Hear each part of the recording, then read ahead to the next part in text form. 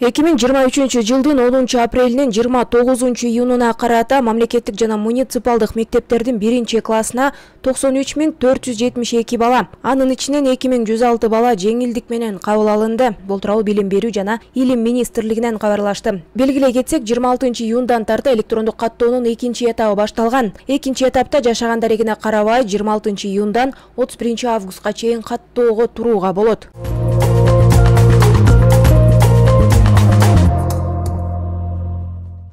Бишкектеги Жибек жолу Панфилов көчөлөрүнүн кесилишинде айдоочу жөөтмөктөн пенсионерди өлтүрүү сүзүп кетти. Милициянын кайгыл кызматынан билдиришкендей, автоунааны 1993-жылы туулган айдоочу башкарып бара жаткан. Кырсыктан окуя болгон жерде алган жараатынан улам 1948-жылы туулган эркек киши каза болгон. Учурда тергөө амалдары жүргүзүлүүдө. Унаа айып короосуна токтотулуп, тиешелүү экспертизалар дайындалды.